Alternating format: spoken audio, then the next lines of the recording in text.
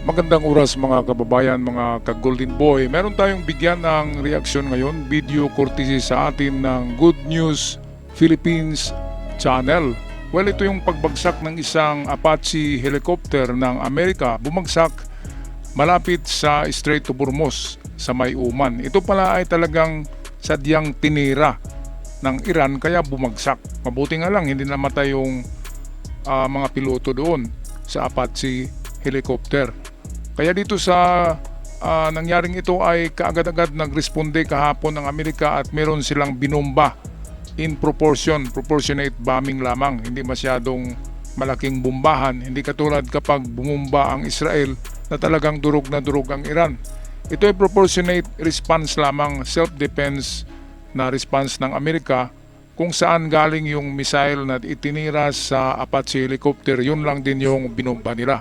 Well, ito na, atin na panoorin ang ating kaibigang vlogger, Good News Philippines. Breaking news mga kabayan, isang AH-64 Apache attack helicopter ng US Army ang biglang bumagsak sa Gulf of Oman habang ito ay nagpapatrol ayon sa US Central Command. Ligtas namang nasagip ng US Forces ang dalawang piloto na kabilang sa US Army. Kasalukuyan namang iniimbestigahan ng US Central Command ang sanhi ng pagbagsak ng kanilang isa sa pinaka-advanced na attack helicopter sa henerasyong ito. The pilots are fine, yeah. And what, Nobody you know what injured. brought it down? We are going to issue a report tomorrow, but the pilots are fine, yeah. Okay, so ang mga piloto ay ligtas. At ako'y nagtaka dito, saan ba kumuha ng technology ang Iran para mapabagsak ang isang Apache helicopter na state-of-the-art helicopter? Ginamitan to ng electronics jammer eh. Merong electronics jammer. So ibig sabihin yan, it can be from China or from Russia na technology. Kaya bumagsak ang Apache helicopter. Ginamitan ng jammer, nagmalfunction yung kagamitan na avionics, yung electronics avionics ng helicopter. Ito'y ginamit na rin ng China noon sa mga dalawang eroplano, 'di ba? Dalawang jet fighters ng Amerika na lumilipad malapit sa China, sa airspace ng China. Ginamitan ng China ito.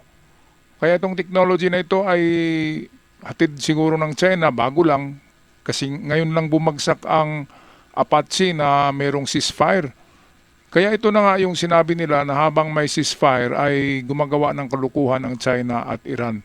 At siguro nakakuha ng electronic jammer ang Iran from China dahil merong ceasefire. Right, so punta naman tayo ngayon sa Israel versus Iran. Ito ang video courtesy of Good News Philippines. Israel, walang palalampasin na pagkakataon para depensahan ang kanilang bansa. Hezbollah na nagkukubli sa Lebanon, binomba ng Israel Air Force. Israel, ipinakita ang mas malinaw na video ng kanilang pag-atake laban sa Iran. Ayon sa Israel, ito ang patunay ng kanilang pag-target at pagwasak sa mga Iranian air defense system kabilang na ang mga missile batteries na banta sa mga eroplanong pandigma ng Israel Air Force. Wala pa rin kadala-dala ang Iran, hindi nila kayang pantayan ang lakas at puwersa na kayang ibuhos ng Israel laban sa kanila. Para kay President Trump, suportado nito ang ginawang counter-strike ng Israel laban sa Iran.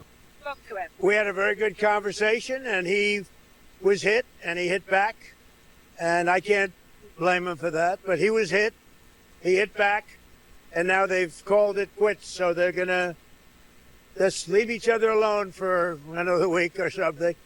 It's been going on for a long time.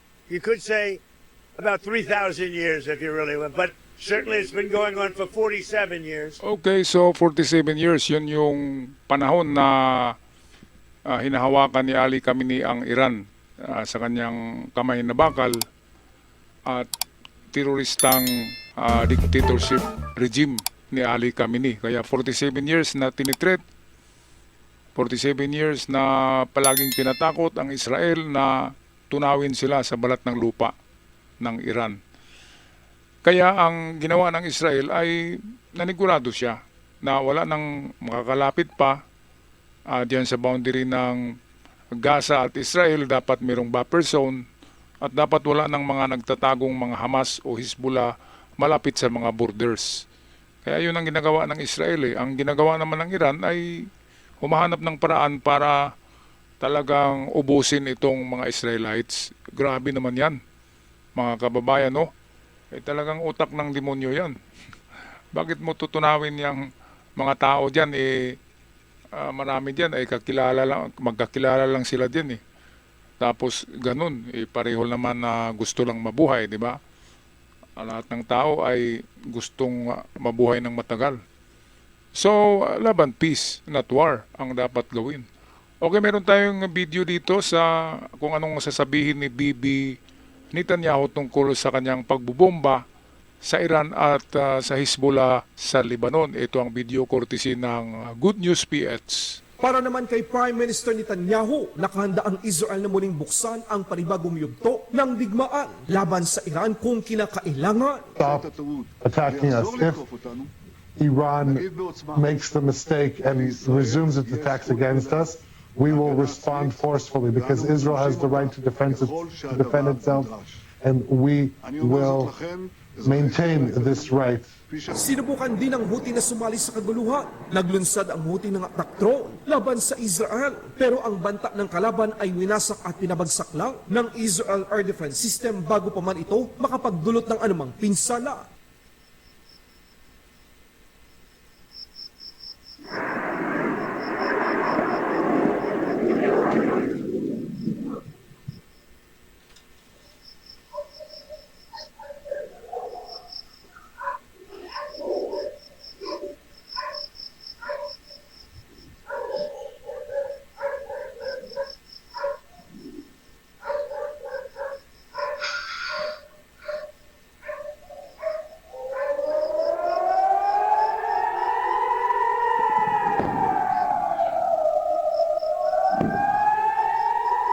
Japan, mas pinapadalas na ang pagsasanay militar. Ngayon, madalas na ipinapakita ng Japan Ground Self-Defense Force ang kanilang kakayahang militar para sa depensa. Ang dating nananahimik na bansa, ginising ng China. Ito ngayon ang resulta, ang mabilis na pagbangon at pagpapakita ng puwersa ng mga Hapon.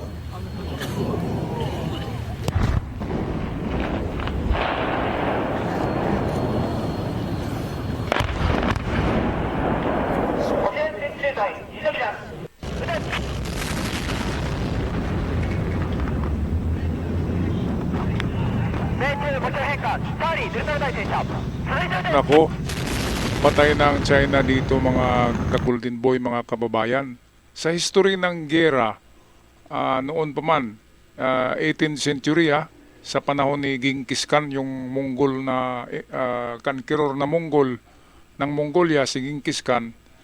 Si Genghis Khan yung kinakatakutan sa buong mundo. Kahit na sa Europa, sa China, natalo ni Genghis Khan ang China, ang buong Europe ay halos maagaw yan lahat ni Genghis Khan. Pero pagdating nila sa Japan, ay natalo sila ng mga samurai ng Japan.